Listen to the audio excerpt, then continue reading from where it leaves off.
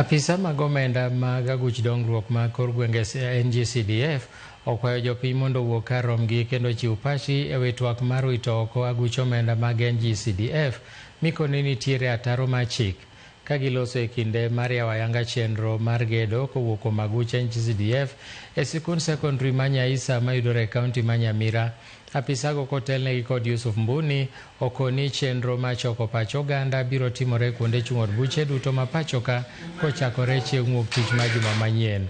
Ka jood bura mawuok kono wacho ni aguch NGCDF ber kaka nenore e chenro mag dongruoge magisebedo ka gisiro. Mwangi, Monitoring and Evaluation Officer from NGCDF. Kama ingekuwa si NGCDF mradi sijui ungechukua muda gani. Kwa hivyo hii hazina, kuna watu ambao hawajielewi wanasema hii hazina iende. Mnyinyi mnakubali watu wa Nyamira hii hazina iende? Na ndio imekuja kumalizia mradi huu.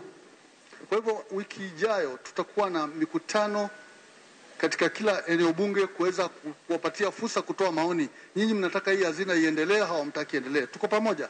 Ombi langu ni mujitokeze na muongee ukweli na museme hii hazina ya NGCDF imefanya kazi mashinani ambapo kwa njia tofauti serikali haiwezi kufika kwenye NGCDF inafika.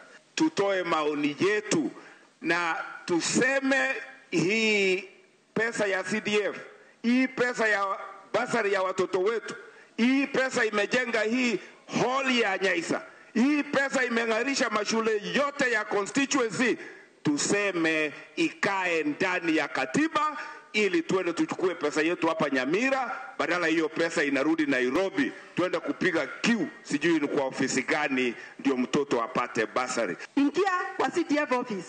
Mkipata mmekuwa wengi, ingia kwa ofisi ya mama county, iko hapo karibu na Florida.